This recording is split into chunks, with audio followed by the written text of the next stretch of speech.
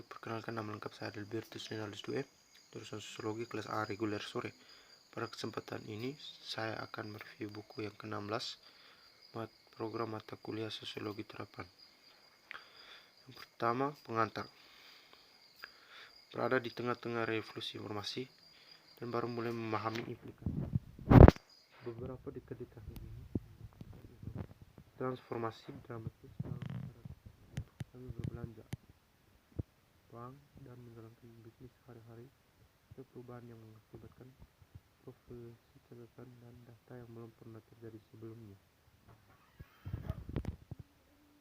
Konsepsi tradisional tentang privasi. Secara tradisional, pelanggaran privasi telah dipahami secara khusus. Dalam buku ini, berpendapat bahwa cara memahami privasi ini harus dipikirkan kembali untuk memahami masalah dengan berkas digital. Ini tidak berarti bahwa pemahaman ini salah. Jika muncul dengan masalah privasi sebelumnya dan pasti bisa dapat membantu dan dalam memahami file digital. Tetapi cara-cara yang lebih tradisional untuk memahami privasi ini tidak memperhitungkan aspek-aspek utama. Masalah unik yang memahami privasi ini telah diperkenalkan oleh era digital. Apalagi Big Brother mencapai kendalinya dengan menghukum orang-orang secara brutal karena ketidakbenaran dan membuat orang takut bahwa mereka terus-menerus diawasi. Tapi bisnis tidak menghukum kita selama kita terus membeli dan mereka tidak membuat kita merasa seolah-olah kita sedang diawasi. Memikirkan kembali privasi. Berkas digital menimbulkan masalah yang signifikan. Dan untuk yang lebih lengkap memahami masalah ini, saya beralih ke metafora lain. Franz penggambaran Kafka tentang birokrasi dalam The Trail.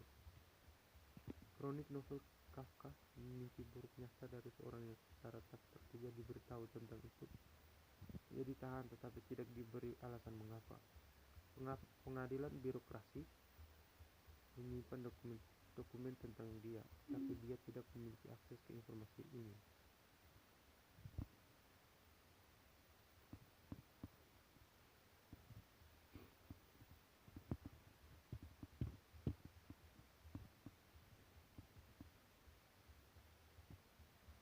Peta jalan untuk buku ini.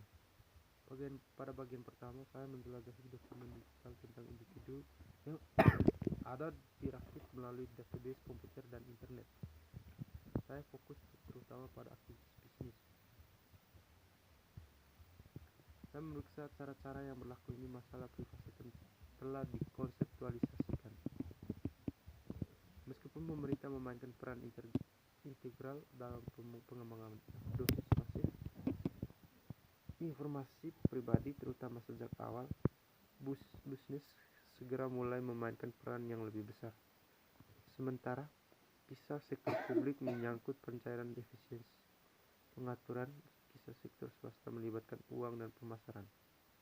Jauh sebelum kebangkitan kampanye periklanan nasional, ada hubungannya pribadi antara pedagang dan pelanggan. Pedagang lokal tinggal di sebelah pelanggan tentang kehidupan mereka di keberadaan mereka.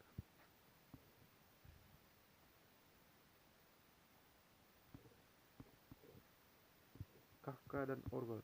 Metafora yang paling banyak dibahas dalam wacana privasi informasi adalah penggambaran George Orwell dari Big Brother pada tahun 1984. Penggunaan Big Brother metafor untuk memahami basis data privasi problem tidak mengejutkan.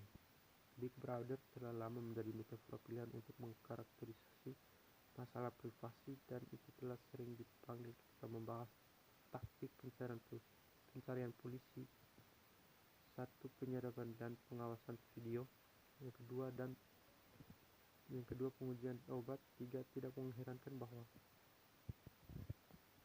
wacana yang sedang berkembang namun berkenaan dengan basis data komputer Big Brother adalah exemplified sebagai cara untuk memahami masalahnya. Meskipun metafora Big Brother tentu menggambarkan aspek masalah tertentu, itu mempelajari banyak dimensi penting pengawasan ini jauh dari ketidakmusuhan. Untuk cara kita membuat konsep masalah memiliki konsekuensi penting untuk hukum dan kebijakan. Percobaan Franz Kafka. Visi distopik Kafka. Meskipun kami tidak dapat secara sewenang-wenang mengadopsi metafora baru, kami tentu dapat melakukan kontrol atas metafora yang kami gunakan. Karena memahami masyarakat kita saat ini adalah proses yang berkelanjutan, bukan kegiatan yang dulunya dan dilakukan. Kita terus-menerus mencari metafora baru untuk lebih memahami situasi kita.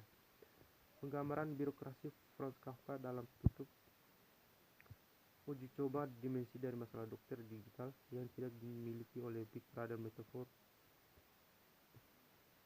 Bingung pada mengapa ia ditempatkan di bawah penangkapannya. Di luar paradigma kerahasiaan. Memahami masalah privasi basis data. Dalam hal metafora Kafka menggambarkan bahwa masalah dengan basis data menyangkut penggunaan informasi, bukan hanya merahasiakannya. Secara tradisional, masalah privasi telah dipahami secara invasi ke dunia tersembunyi seseorang. Privasi adalah tentang penyembunyian dan itu diserang dengan menonton dan dengan pengungkapan publik informasi rahasia. Saya merujuk pada pemahaman privasi ini sebagai paradigma kerahasiaan. Paradigma ini sangat tertanam dalam wacana privasi kami bahwa privasi sering dikirim secara visual oleh mata keliling, lubang kunci terbuka, dan seorang yang mengintip dari referensi. Efek agregasi. Revolusi digital telah memungkinkan informasi agar mudah dikumpulkan dan dikombinasikan, bahwa informasi yang didangkal atau tidak lengkap dapat cukup berguna dalam memperoleh lebih banyak data tentang individu. Informasi membahas informasi, misalnya meskipun seorang tidak dalam dan dari dirinya sendiri mengungkapkan banyak tentang seorang individu. Yang keempat, masalah hukum privasi informasi.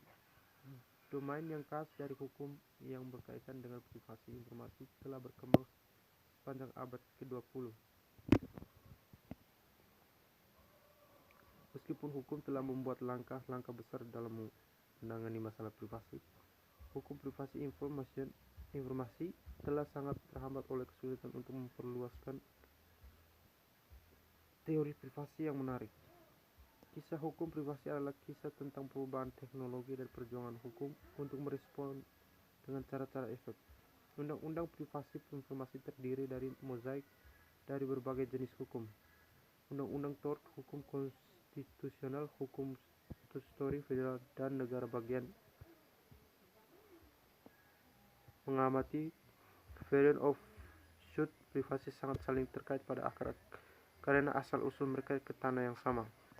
Nilai informasi pribadi.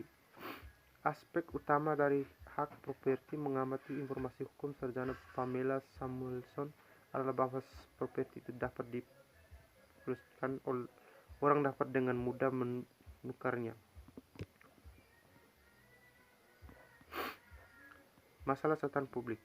Dari awal abad ke-20 kami telah menyaksikan perkembangan pesat dalam jumlah catatan pemerintah yang disimpan individu serta peningkatan yang signifikan dalam akses publik ke catatan ini. Tren ini bersama-sama telah menciptakan keadaan bermasalah urusan sistem di mana pemerintah mengekstrak informasi pribadi dari masyarakat dan menempatkannya di domain publik, di mana informasi ini ditimbun oleh perusahaan sektor swasta yang mengumpulkan berkas-berkas tentang hampir setiap warga negara Amerika. Catatan dari lahir sampai mati. Saat ini entitas pemerintah federal, negara bagian, dan lokal mengelola kumpulan catatan publik. Individu dengan SSN yang akan digunakan sepanjang hidupnya untuk mengidentifikasi dia dan mengkonsolidasi catatannya tentang negara-negara, juga menjaga catatan lain yang berkaitan dengan kehidupan pribadi seseorang, seperti catatan tentang margia, perceraian, dan kematian. Ini sering disebut secara kolektif sebagai catatan vital. Ketegangan antara transparansi dan privasi. Transparansi dan privasi konflik ketegangan. Bagaimana ketegangan antara transparansi dan privasi akan dikurangi? Harus mengakses catatan publik dikorbankan di altar privasi.